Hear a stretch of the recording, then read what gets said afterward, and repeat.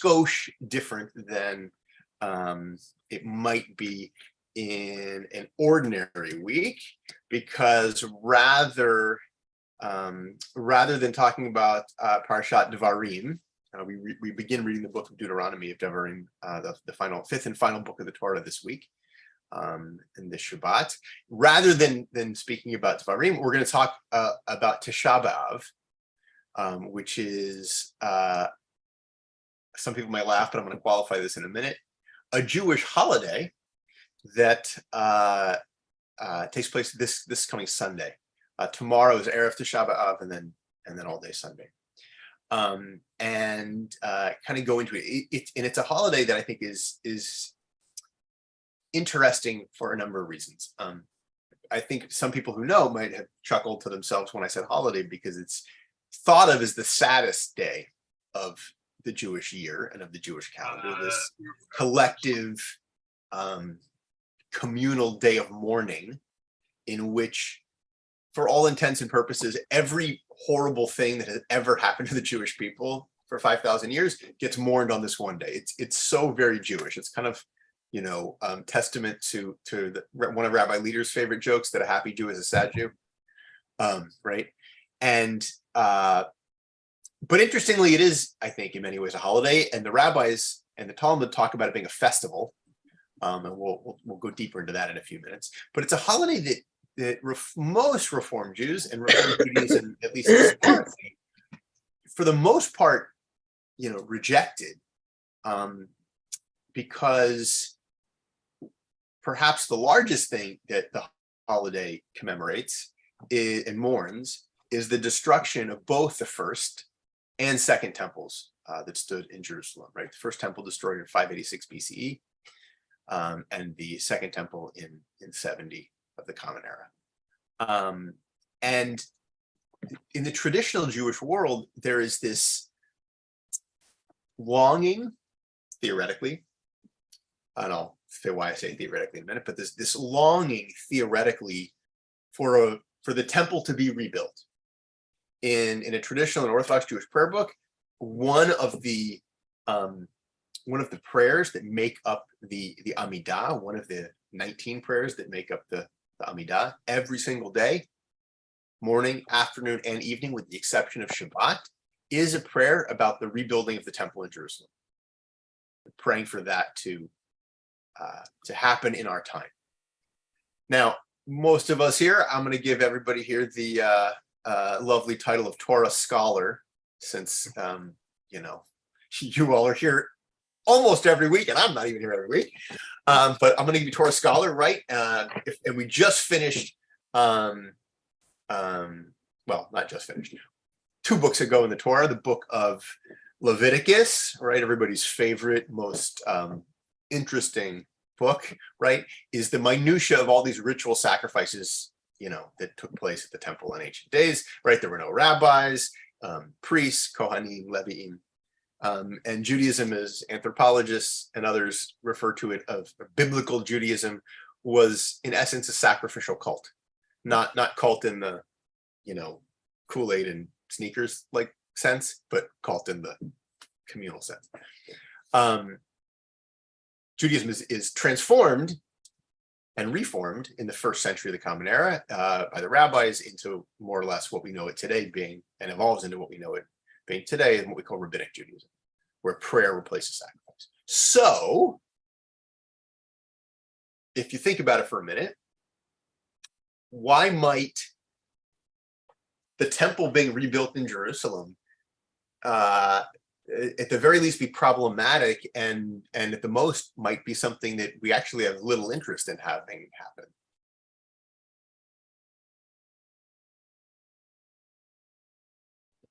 Go ahead, Merle. I mean, I'm guessing, but is it because people don't want to have the arguments involved in what would have to be rebuilt or how, and who would be part of it? Certainly, I would go even more basic and say a few things. One, I'm assuming people here are moved by Kol Nidre. Most Jews are, right? Yeah. would you like to trade that for making a pilgrimage from the Pacific Palisades to Jerusalem, and ascending to the Temple Mount and waiting in a long line to see the high priest, who will take your sins and put them onto a goat and then send that goat off into the wilderness? Probably not.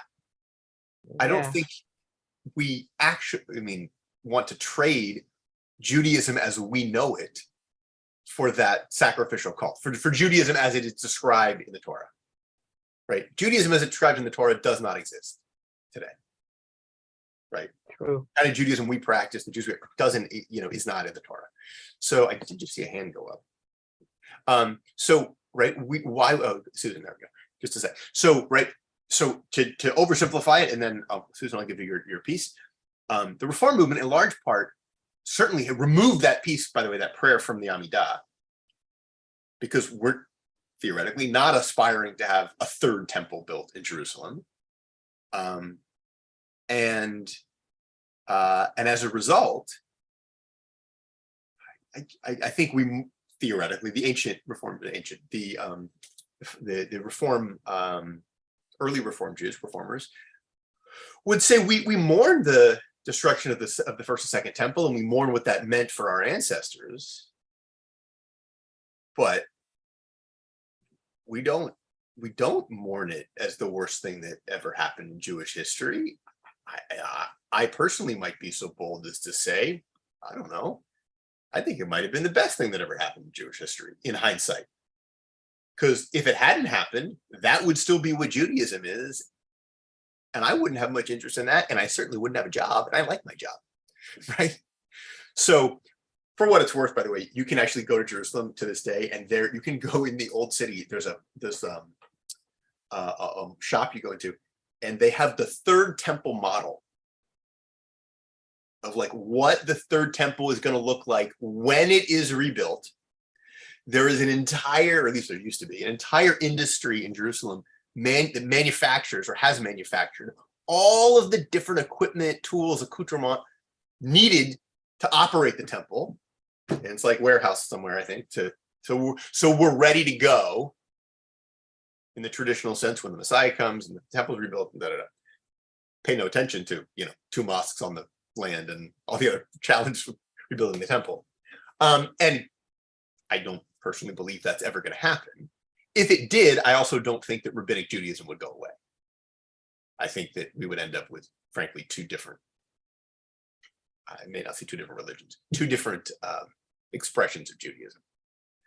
So enough about that. Susan. I was going to ask your question. What was your question? Do we want it rebuilt? Is that? Oh, my question was, why might the whole idea of Tisha B'av, of mourning, why might early Reform Jews not really be interested in mourning the destruction of the temple? So Reform Jews don't mourn the destruction? Is that what you're saying? I'm saying historically, no. Today, to a greater extent. I think 50 years ago, I don't think you would have found. I may be mistaken, but 50, 60 years ago, I don't think you would have found a Reform synagogue doing anything to commemorate Tisha B'av. It also, by the way, happens to fall always in the dead of summer when no one's around. Yeah. Well, but the funny joke is, it's the only Jewish holiday that some Jewish kids learn about at camp, because it's the only holiday that happens while they're at camp. Summer. But interestingly, and this is just, I remember this at 4 different camps actually. Some people know I spent 2 horrible, miserable, short summers at Camp Ramah in Ojai. Miserable more because of me, not because of camp or Ramah, where Tisha B'av, I vaguely remember, was a thing. And then I spent years working at Reform camps at ours and others, where Tisha B'av was something people knew about, And in fact, I won't say ours because it was different at our camps. But at other URJ Reform Movement camps, nothing was done on Tisha B'av to commemorate it for the kids. And as counselors and staff, we were told to make it very clear to kids. We're going to get to this in the text in a few minutes. One of the customs on Tisha B'av is to fast.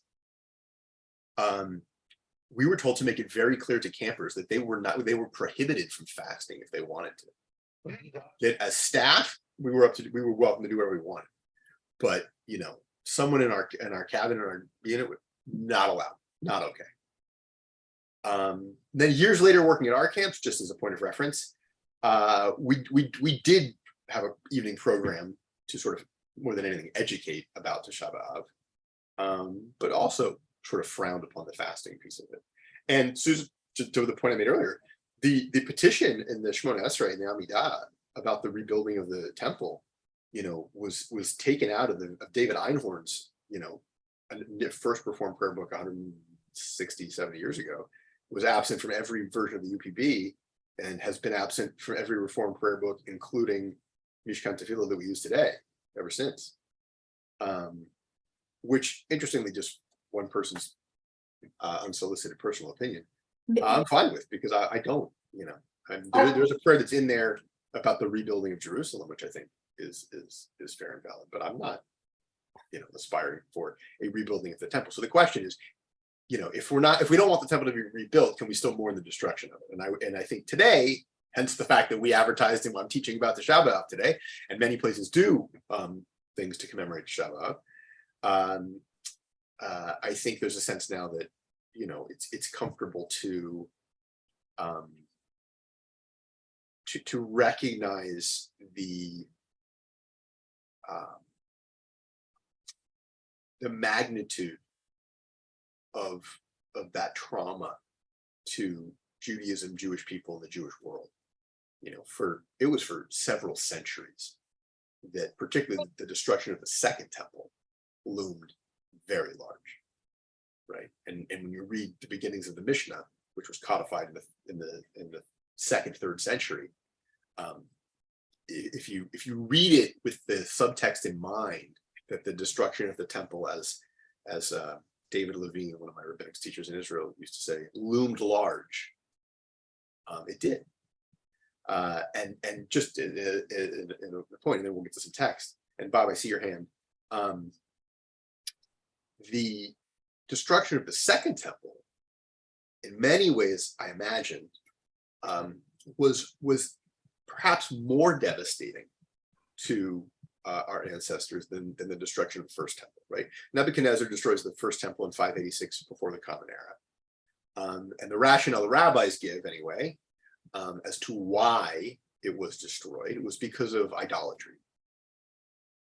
That, our ancestors had veered from the path and, were behaving badly and committing idolatry. And so that's why God presumably allowed this horrible thing to happen as punishment for their misbehavior. But in the first century, under Roman occupation, in the time of the Second Temple, there was no idolatry.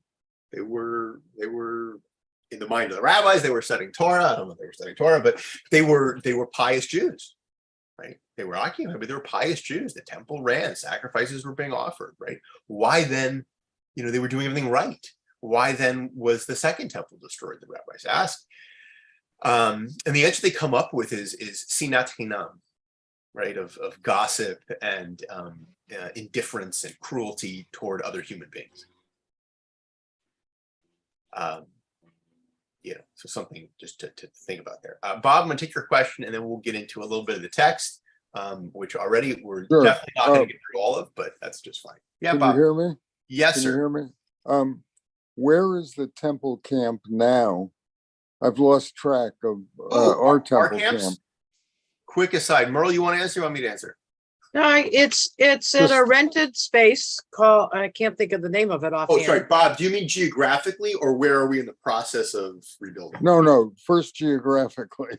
Well, right now we're in a rented space, which is much smaller than our home space. in Idlewild, and I'm spacing the name of the camp and I can't find it anywhere. That's okay. But they've been very generous to us for the last 2 years, Mhm. probably a third year as well. It's been basically entitled one camp because everybody's on the same property, but both camps have their own programming as they would if we were in Malibu. Yeah. And Where is Idlewild? Idlewild blank. is, if you're driving to Palm Springs, Yep. it's the road to the camp. It's across the street from the outlet malls. Almost. I It's know near where It's the that Hemet. is. best, and up. It's and- near Hemet. I know Right, where that is. And we recently found a back way out that a staff member told us about when we were there a couple of weeks ago, dropping the girls off. That is much less hilly and much less, pardon my description, but car sickness. You know for sure, but Myrtle, that takes you south. It takes you, you miss Palm Springs totally. Right. It takes you the other So- way. Yes, of course. Right, when you get at, when you're. It takes you 'cause down we the took other it- side of the mountain. Right, we took it home. And so you Yeah. miss all of Palm It- Springs It, and it works for you. It doesn't work to come to Los Angeles. no, it does not work for people in California. You would want to come out the other way, which you're going downhill, so it's not so horrible. Merle, just think about how much more fun it is on a bus. So one Um, last thing, you're in the desert now instead of the ocean, correct? Yes. Yes, Yeah. Okay. and they've Good to had know. rain, which we've never had before. By the way, I'll just remind people that, all of Southern California is actually a desert. We just, as we're Please. saying right now, Right. Los Angeles is in Right. the middle of a desert. We just bring water. Don't even bring it up. Fun fact, by the way, there's water in Los Angeles because Jews who were founding members of Worship Boulevard Temple brought it here. Really? Who is Yeah. that? Give me just a second, because I don't want to misspeak. That's okay. Merle, what grade are your daughters in? My grandson's a counselor there. The girls are at Hilltop and Gabby is going into the 6th grade and Sasha's going into the 4th grade. Okay. Is he at Hess Kramer or at Hilltop? Hess Kramer, but he's in the the Idlewild camp, but I think he Yeah. he has Yeah, leadership. The camp- sorry, Harris Newmark. Okay. Oh, I never Harris realized Newmark, that. who Cool. was instrumental in Newmark. essence founding Los Angeles. Harris Newmark owned a plot of land that he and his brother subdivided, and they contracted with William Mulholland to build Oh, cool. an aqueduct Thank system, a you. reservoir system, which ultimately, it's for anyone. The next time you're at the Glazer campus, there's that installation in the main hallway behind the sanctuary. That the Scruball Foundation generously supported in the Right. renovation, which tracks a little different than the old installation was for those who remember, but the new installation tracks the history development of Worship Boulevard Temple and the history and development of Los Angeles as intertwined, because without sounding egocentric, in many ways, the comment I just made about Harris Newmark, they are intertwined and inexplicably linked.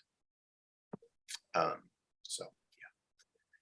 Well, Right. The second fun fact, the second police chief of the Los Angeles Police Department was Jewish, Temple member. I'm blanking on his name. He was the first and last Jewish police chief of LA. But yeah. Okay. Bo, We're I gonna get- wanted to just say hello Hello. because I haven't Hi. seen you for a while and tell you that I was here and thank you for your kind note, et cetera, et cetera. And I hope to see you in person in the foreseeable future. Absolutely, Bob. Thank you. I appreciate that. And keeping you in my heart. All right. We're gonna do a little, this is great here. So okay. You'll all forgive me a little bit. I'm working on the technology here today. One more aside. I'm actually in my office at the Irmis campus, where I've not used the computer in about 3 years, to the point where when it's just hilarious actually. So I sit down and the keyboard, which is wireless, was not charged, so I couldn't use it. And I turn on the computer and I click the link in my calendar to open the Zoom. Hannah knows this because I was a few minutes late. I click the link to open the Zoom and I get an alert message that says Zoom is not installed on this computer. Because 3 years ago, I never used Zoom. So that's how long it's been since I sat here and actually did work. Okay, so I'm going to read through the beginning kind of introductory pieces of this, which we sort of talked about already, but this goes into a little bit more detail.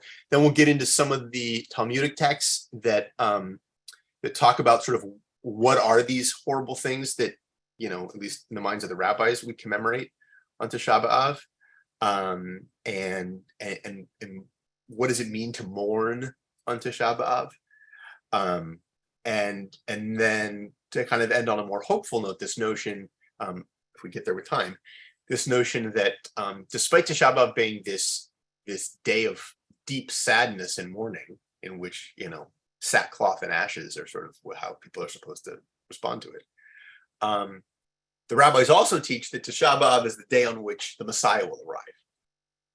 So there's also this interesting sort of hopeful aspect to it as well, which is where we're going to sort of end. So we'll get there in a minute, and I may move us kind of quickly just because I have a lot of text and more than we'll probably get through. So Tisha B'av, it's the 9th day, right? Tisha B'av is like the 4th of July in terms of nomenclature, right? It's the 9th day of the month of Av. Okay, and right, a whole litany of tragedies are, as I said, are commemorated. So according to the Talmud, actually, I'm going to skip this because according to the Talmud, this is Masechet Ta'anit in the Babylonian Talmud, says the Mishnah discusses 5 major communal fast days. 5 calamitous matters occurred to our forefathers on the 17th of Tammuz, which is another fast day. And 5 other disasters happened on the 9th of Av, Tisha B'av. On the 17th of Tammuz, the tablets were broken by Moses when he saw that the Jews had made the golden calf, right? The rabbi said that 17th of Tammuz is the day that Moses came down the mountain, saw that Aaron and the people had built this golden calf and were committing idolatry, and he smashes the commandments. That the daily offering was nullified by the Roman authorities and never sacrificed again, right? Which preceded the destruction of the temple, right? Was the Romans saying you can't do your business basically here at the temple. Also that the general Apostemos publicly burned a Torah scroll, and then Manasseh placed an idol in the temple.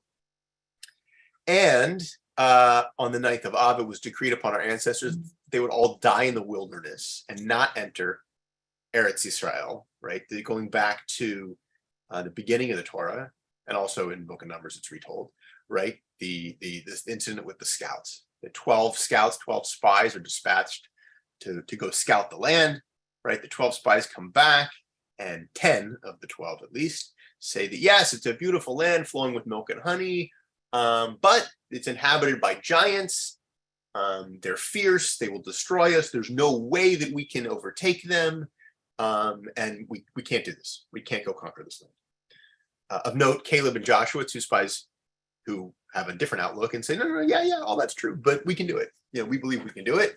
But in essence, God gets mad that, you know, the majority of the spies and the people, as a result, you know, don't feel up to the task, don't believe that God's going to help them in this conquest, and so that's the reason they're banished to wander for 40 years, just because they didn't, I would say, have faith in God, but more importantly, have faith in themselves to be able to do that.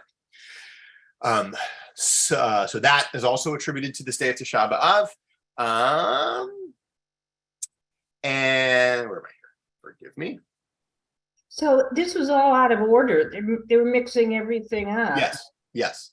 Early and late, and Beitar. Yes. Captured what? Describe what Beitar is. It was a city. It was a city, a metropolis with, I don't know how many Jews lived there. It was captured and fell.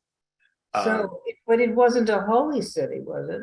No, I mean, not like Jerusalem, certainly, right? And just to finish the piece, right, that on the Tisha B'av, the first temple was destroyed. The second temple was destroyed. Beitar was captured. The city of Jerusalem was was destroyed, as it were, as a sign that it would never be rebuilt. We'll come back to that at the end, the very end today. Right. So I just saw somebody pop in the chat here. Oh, what is Tu B'av? Great question, Merle. Tu B'av is, I'm forgetting the gematria of what number 2 is. Tet Vav. It's Jewish Valentine's Day, basically. It's a holiday about love. Okay, so we're going to break this down a little bit, right? I have 2 columns here of the things that are commemorated by the 17th of Tammuz, right? The tablets being broken, the city walls of Jerusalem being breached after the siege. It led to the destruction. And then on the 9th of Av, this idea that our ancestors were going to wander in the land of Israel, and that the temple was destroyed twice. So question, it's written here, but question, what differences might you point to between these 2 lists? The degree of violence, of loss. I don't know that we knew the date that the tablets were broken, and then we got another set of tablets with that, and the breach of the walls was the beginning of the end. Yep. But the 9th of Av is the end. One that they're all going to die in the wilderness, and the other one is that both of the temples were destroyed. But yeah, both of them they're listed. So I mean, it is utter destruction on the 9th, and it's bad on Tammuz, but it's not the exactly. I would wholeheartedly agree. Great. To go a little deeper into this is a little bit more of the same page of the Talmud. Right. The Mishnah further teaches that on the 9th of Av, the temple was destroyed the first time. And the Gemara explains, so this is getting a little bit to your point, Susan, about the timing, right? Because, right, I mean, it's oh, by the way, I should have added earlier, the rabbi and later Jews attribute a whole host of other horrible things to happening on the 9th of Av, like Ferdinand and Isabella expelling all the Jews from Spain in 1492 happened allegedly on the 9th of Av, right? Hitler's final solution becoming, real, they allege happened on the 9th of Av, right? Kristallnacht, I think I may be mistaken. There's a few Holocaust things that allegedly, that would be a little easier to actually check. Fall on the 9th of Av, right? So to me, it's always begged the question, did this list of like 12 things actually all happen on this day to the Jewish people? So here's the rabbis kind of dealing with that, because, Susan, as you point out, or sort of alluded to, there are other texts that might directly contradict that kind of chronology. So Mishnah goes on. Thank you, Roy. Yes, thank you. So the Mishnah goes on and says, excuse me, Rabbi, were some terrible things also attributed to Tisha B'av having to do with the Crusades? Yes. I didn't bring the whole list. I chose to focus just on what's the Talmudic sources look up. But yes, it's a long list, like every bad thing that's ever happened to the Jewish people. Okay, so in the 5th month, on the 7th day of the month, which was the 19th year of King Nebuchadnezzar, king of Babylon, Nebuchadnezzar and the captain of the guard, a servant of the king of Babylon, came to Jerusalem, and he burnt the house of the Lord. And it was also written, and in the 5th month, on the 10th day of the month, which was the 19th year of King Nebuchadnezzar, king of Babylon, Nebuzaradan, the captain of the guard who served the king of Babylon, came into Jerusalem, and he burnt the house of the Lord. Right? So the first reference is from 2 Kings, as you see here, the second from the book of Jeremiah. So there you have 2 Kings and Jeremiah with 2 very different dates, right? One says it happened, the 2nd King says it happened on the 7th day of Av, and Jeremiah says it happened on the 10th day of Av. Neither mention the 9th of Av, by the way. Right? So how do the rabbis respond to this? They say it is taught in a Breitza, it's impossible to say that the temple was burnt on the 7th of Av, as it's already been stated in Jeremiah that it was destroyed on the 10th. So clearly it wasn't destroyed on the 7th. But it's also impossible to say that it was destroyed on the 10th of Av because it's already been stated that it was destroyed on the 7th. So this is very rabbinic. Well, clearly neither of these, it's not which one of these is true. Clearly neither of them can be true because each one contradicts the other. You can whether that works for you or not, right? But okay. How so? So what actually occurred? What actually happened? They ask. On the 7th of Av, they say that the Gentiles entered the sanctuary, and on the 7th and the 8th day, they ate there and desecrated it by engaging in acts of fornication, all sorts of other things. And on the 9th, adjacent to nightfall, they set fire to it, and I'm assuming, I don't know, I'm assuming, people can disagree, that adjacent to nightfall on the 9th means almost the 10th, right? Like Erev 10th. Sorry, I lost my place here. Adjacent to nightfall, they set fire to it, and it continuously burned the entire day. As it is stated, woe unto us, for the day has declined, for the shadows of evening are stretched out. This verse is interpreted as a prophecy about the evening when the temple was burned. And this is what Rabbi Yochanan meant when he said, had I been alive in that generation, I would have established the fast only on the 10th of Av, because most of the sanctuary was burned that day. And the sages who established the fast on the 9th, how do they respond to that comment? They maintain that it is preferable to mark the beginning of the tragedy. And the Mishnah further taught that the temple was destroyed for the second time, also on the 9th of Av. So the Gemara asks, from where do we derive that the second temple was destroyed on this date? It's taught in a Braita. A meritorious matter is brought about on an auspicious day, and a deleterious matter on an inauspicious day. In other words, the 9th of Av, on which several Jewish tragedies had already occurred. Right?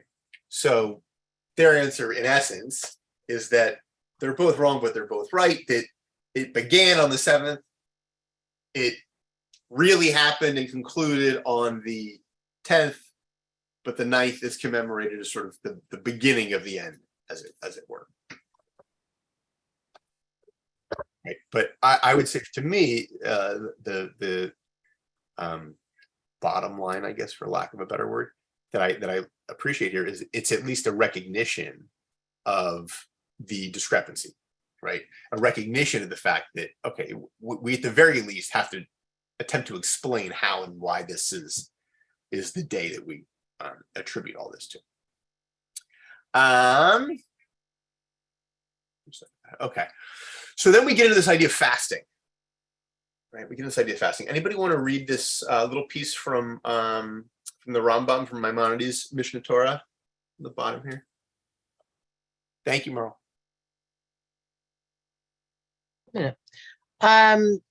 There are days that all the people of Israel observe as fasts on account of the tragic events which occurred on them, the purpose being to appeal to the hearts and to lay open the paths of repentance.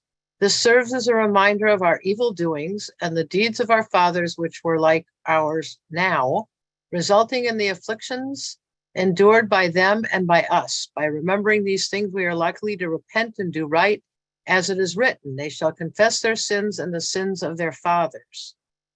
So perhaps I should have actually put this in this text now that I'm thinking about it at the end, right? But this idea that by observing and remembering these tragic events of the past, that in some way has the potential to sort of turn our hearts and minds inward to examine our own lives. And this could be a great, I think this is a great Elul text, right? Sort of preparing ourselves for high holy days. Right. So, but this prescription of fasting on the day, right? There's lots of fast days in the Jewish calendar. One everybody thinks of is Yom Kippur. Tisha B'av is also what's called a full fast day, which means it goes from traditionally tomorrow night, Saturday night through Sunday evening. Then there are a bunch of half fast days, right? So traditionally an only child fasts on Erev Pesach. It's connected with the plague of the slaughter of the firstborn. So it's only children and firstborn children, excuse me. Fast, but it's a half fast. Meaning, and a half fast is not really half, but it's you don't start the night before. So you wake up and don't eat until that evening. So ordinarily, in many communities, this fast is observed on Erev Pesach, so you're not eating anything until Seder that night, basically. There's also Ta'ani Esther, fast of Esther. There's the fast of the 17th of Tammuz, as was mentioned earlier, right? All these fast days that we're obligated to. And this text I just threw in here because I thought it was particularly interesting. And I don't really have an answer as to why. I thought it was interesting or why it says what it does, which is, as many of us probably know, and this was every year, just a side note, an issue for my wife, for Ashley. Women who are pregnant are exempt from fasting on Yom Kippur. You're exempt from fasting on Yom Kippur for any medical reasons, right? Many of us, I don't think I'm betraying any confidences. Many of us know, I think that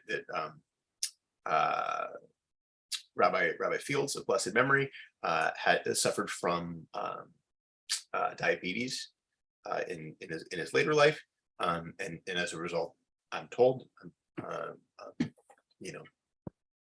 occasionally didn't completely fast on Yom Kippur because of blood sugar issues and insulin and all sorts of things, right? So pregnant women are exempt from fasting on Yom Kippur. And by the way, there's an entire debate about whether or not nursing mothers are exempt or not. But I've never found anything that says they are. But again, this was always an issue for us in our family because all three of our children were born in late spring and early summer. And so with all three of our kids, we found out we were pregnant in late summer, early fall. In one case, the day before Rosh Hashanah, we found out we were pregnant. And in another case, a few weeks before. But 3 times Ashley has been pregnant now in the very early weeks of pregnancy through Yom Kippur. And sort of figuring out whether she should fast or not, especially when, a few weeks into pregnancy, no one knew, was always a kind of interesting, fun debate in our house. So I picked this text I thought was interesting because it says here that pregnant and nursing women fast and complete it on the 9th of Av, and it is forbidden to bathe, whether with hot water or cold water, and even to dip one's finger in the water, and it is forbidden to smear with oil for pleasure and wear leather shoes and to engage in marital relations, like on Yom Kippur. And in a place where they are accustomed to do work, they may do so. But in a place where they are accustomed not to do work on it, they may not do so. However, Torah scholars are idle, do not work in any place. And the sages said that one who does work on it never sees a sign of blessing from it forever, from the work, right?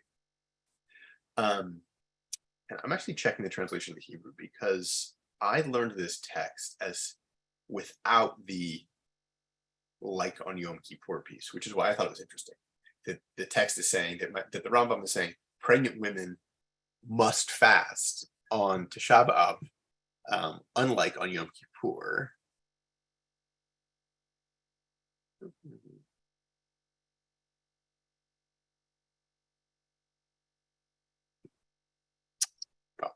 Thoughts, reactions? Yeah, I think it's strange. The Rambam was a physician, and you think he would have given some leeway to pregnant and nursing women, pregnant for the baby they're carrying and nursing for the baby that they're feeding. Yes. So now, sure, it's just one day, but nonetheless, and the water stuff, okay, and the fingers are kind of excessive, but I find it strange coming from Rambam. I agree. I think the source is strange. I also think, personally, the rationale for much of these things on Yom Kippur is connected to the notion that Yom Kippur is in many ways a rehearsal for our death. Right. The dead Right. don't eat and the dead don't bathe. And, you wear white, traditionally burial shrouds, right? And not leather because you're not going to, right? And all these things. And you're not concerned with your appearance and whatnot, again, because the dead aren't. Many of those same rituals are prescribed during particularly the morning period of Shiva, but also Shloshim and some for Yartzeit, for different reasons, largely that you ought to be focused on your grief, not on your vanity and appearance and whatnot. But on Tisha B'av, I wonder what's the rationale, right? Okay, you're in mourning, but it's different. It's different. And I may skip, actually. I'm actually going to skip a little bit here because I want to take us to this text here where this is from Yevamot, right? What I'm just about to say, it's different, right? Mourning on Tisha B'av, in my perspective, is different than mourning your father's death. Why? So for the answer, I think we're going to go to back to the Babylonian Talmud, Masechet Yevamot. Anyone want to read this? I'll read it. Go ahead, Susan. Thank you. Rather, Rav Ashi stated a different resolution of Rav Yoshi's opinion. New mourning, the mourning of, i.e., a mourning of a relative who has just passed away, is different from old mourning, the mourning over historic events such as the destruction of the temple, and it is appropriate to be more lenient in the latter. And the mourning of the public is different from the private mourning of the individual. Thoughts? Makes sense. Agree? Disagree? Right. I'm not going to go through the questions. It makes sense. Makes sense.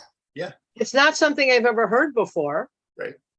But I think it's now something that I we hear know. it, I think it it's something seems we logical. know, right? I mean, it's basic, not even psychology, in my opinion. It's basic thought if you think about it, right? That I'm deeply pained, and I mourn what's happening in Ukraine.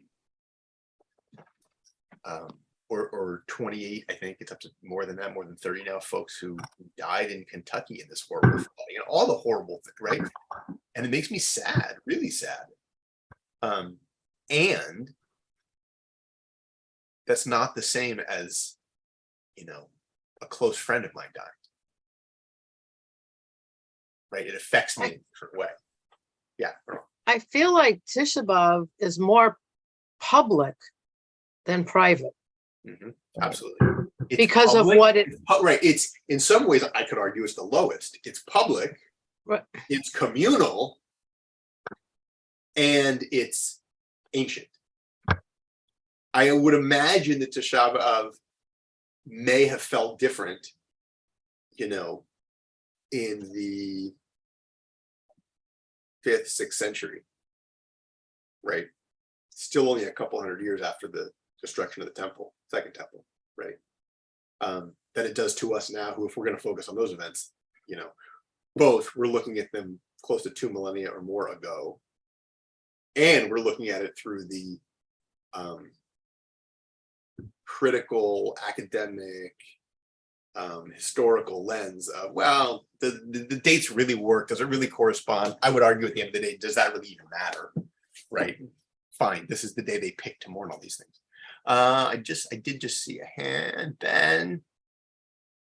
Well, it's kind of, I think, was you just discussed. And first off, good Shabbos. And at some point, Ramah, I spent from 69 to 77. They were great summers. So I'd be interested in. Mine was all my issue. I was a horrible homesick kid. Merle's heard the story 1,000 times, but my parents sent me to a 1-week session, and we were like, we used to go for a month, Rabbi, or Sorry? 2 months. We used to go for a month or 2 Yeah, I months. know. We were members of like a Reform synagogue in the South Bay that we went to like once a year. I was not in religious school yet. I was very young. I didn't know an aleph from a nun. They sent me to Ramah for who knows why, for a 1-week session. And I don't understand why my counselors are wrapping belts around their arms every morning. and it's 116 degrees in Ojai in the summer. And if the big thing, I don't know if this was the thing when you were there, if you don't turn on your little clip-on fan on your bed before Shabbat begins, you're screwed, because you can't turn it on until Shabbat's over. Right. Well, but I was so homesick. I was that kid. Because there's always that kid at camp. I was that kid who was like in the director's office every day, bawling his eyes out. So much so I went home early. I was that kid. I left a 1 week session on day 5. Well, I'm sorry that it wasn't the enriching experience. It was me, but it was me. Now I would love it. It was me. It wasn't Ramon. So, but just in terms of the mourning, and I think it's really what we just said, so I'll be brief. This communal mourning of these big events, the destruction of the temple or other big events, and there is some benefit where we do that together with others.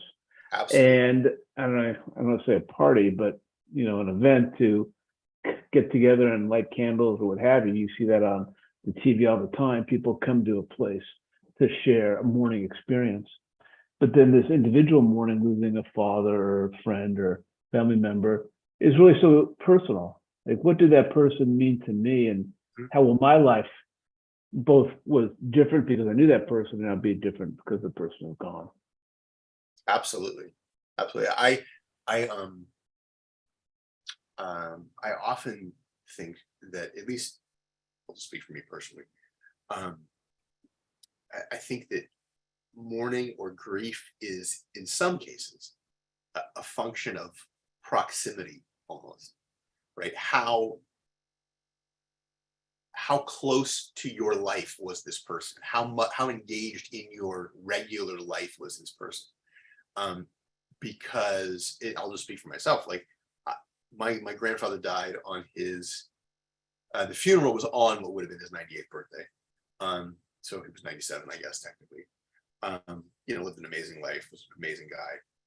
He and I were absolutely close, but he lived on the other side of the country. I'd spend a couple weeks there as a kid every summer playing golf, and they'd come visit, and we were close, and we'd talk on the phone, but it's not like I saw him regularly. So other than the idea of him being gone, I didn't really feel his absence from my life. And conversely, there was a gentleman who was one of the first people I met when I first came to the temple as a rabbinic intern a lot of years ago now, who was younger than my grandfather was, but was much older than I and older than my parents. And somehow we ended up as pretty close. And worked on a few projects together, and used to meet for espresso every now and then, and I'd have lunch with him, at least once a month, something like that. And he ended up with lung cancer and didn't respond to treatment. He died. And I wasn't beside myself mourning, but his death absolutely impacted me much more than my grandfather's death. Right, because I was used to seeing him on a regular basis, and I still think about it. Right, so I think that the degrees to which the loss or the person or the thing we lost impacted our lives, right, which is part of the reason that the loss and the destruction of the temple feels different over time. It was a big deal for the people at the time who went there, and that was the center of their lives. Less so for the people a generation later, but who it was still, right? And how much less so for us now, who practice a Judaism that has nothing to do with that. I mean, in a way, right? I'm gonna push us on just a little further because I'm gonna very quickly, because I just want to end us on a little bit of an up note here. I mentioned this notion about Messiah, so I'm going to read this just so we go quickly. So. A little piece from Eicha Rabbah where it says, far from me is any comforter, not like a bed, but someone who comforts, who might revive my spirit. This is from the Book of Lamentations. I neglected to say at the beginning, the Book of Lamentations, the Book of Eicha, is the text that is read on Tisha B'av. Okay, this sort of sad, thematically appropriate text. So the rabbis say, so what is the name of the Messiah? Right, again, because they're in the space of a personal Messiah, not of a messianic age or whatever we think of as more progressive Jews in our time. And Abba Bar Kahana said, Hashem is his name. As it was said, this is his name, which they will call him. Hashem, are just. Jeremiah. As Rav Levi said, it is good for a city to be called according to its sovereign, and a king to be called according to his deity. Rabbi Yehoshua, right? So again, the idea Hashem, right, is one of the names for God. So the idea that the Messiah was going to be, in essence, named after God. Rabbi Yehoshua ben Levi said, growth is his name. As it was said, behold, a man, growth is his name, and from beneath him will flower. That's from Zechariah. Rav Yehudan said, in the name of Rab Aihu, comfort. Menachem is his name. As it was said, far from me as any comforter. Also in Lamentations. Hanina said, there is no disagreement between these two accounts. He is comforter and he is guru. So we're not going to stop there because I'm going to put a little more commentary on that. This is from the Jerusalem Talmud, which is, usually when we talk about the Talmud, we're referring about the Babylonian Talmud. There is a second Talmud, the Jerusalem Talmud, which is shorter and is less studied. But this is a little midrash, a little story from the Jerusalem Talmud. It says the following tale, which we have heard from Rav Yehudan, son of Rav Avai, right? Same people we're talking about in the midrash. One day, a Jew, while plowing his field, heard his cow cry out. An Arab who was passing by also heard it. He cried, son of Judah, quiet your cow, put down your plow, for the temple is destroyed. The cow bellowed a second time. Son of Judah, said the Arab, son of Judah, take back up your cow and your plow, for the King Messiah has just been born. What is his name? Menachem. The Jew sold his cow and plow and bought some baby's clothes. He went from town to town. When he arrived at the town mentioned, he saw that all of the women were buying clothes, except for Menachem's mother. He heard the woman say, Mother of Menachem, come and buy clothes for your baby. Oh, she said, I should like to see the enemies of Israel strangled, for on my baby's birthday, the temple was destroyed. We are certain, answered the traveler, that because of his birth, while the temple was destroyed, it will also be rebuilt. Therefore, be comforted and make thy purchases. But she said, I don't have any money. Never mind, he said, come buy what you need. If today thou hast not the necessary money before thee, I will come to be paid another day. 2 days later, he came back to town. And there shall come forth a rod out of the stem of Jesse, meaning that the birth of a Messiah of the line of David will make up for the destruction of the temple. And then we'll talk about it in just a second, I promise. And then back to the Midrash. She has no comforter, right? That same piece from Lamentations a minute ago. Rav Levi said, in every place where it says has no, she has. And Sarai was barren. She had no child, we read in Genesis. And she did have, as it says, and the Lord remembered Sarah. Similarly, but Hannah had no children. And she did have, as it says, for the Lord remembered Hannah. Similarly, that is Zion whom no one seeks out. And she did have, as it says, and a Redeemer shall come to Zion. And so too, you say that she has no comforter. She has, as it says, I am he who consoles you.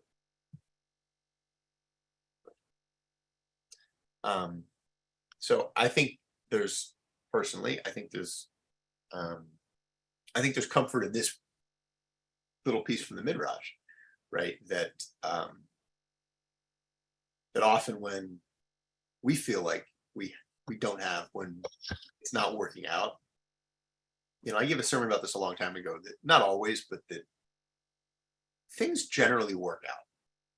Maybe not the way we wanted them to in the first place, but looking, I'm sure every single one of us on the Zoom and who's watching us on Facebook, welcome, by the way, everybody watching us on Facebook, thank you, or YouTube. Every one of us can probably look back at some moment, some event that happened in our lives that when it happened was not what we wanted to have happen, was not how we wanted events to play out. And then looking back on it now, years, decades, even later, either we realize, you know what, that worked out just fine. Or, you know what, that worked out not just fine, that's actually better than had what I wanted to have happen. Not always, but is sometimes the case. And then just this last little piece to end on the up note from Amos. I will restore my people Israel. They shall rebuild ruined cities and inhabit them. They shall plant vineyards and drink their wine. They shall till gardens and eat their fruits, and I will plant them upon their soil, never more to be uprooted from the soil I have given them, said the Lord your God. Right. So that's sort of this notion that why they do call Tisha B'av a festival, and that in some future time it will be a festival, and the mourning piece won't be there. But this hopeful notion that you know, one, maybe Messiah was born on that day, and two, that it will come. We're a little over time already, but I'm happy to stick around for thoughts, comments. I offend anybody yet? No? I lost my touch today, I guess. All right. Well, on that note, again, I'm not going to say happy Tisha B'av, but a little food for thought this weekend, when we might not otherwise have even known or thought about Tisha B'av, but just a bit of food for thought. So thanks everybody for making a little time today, and Shabbat Shalom. Thank you.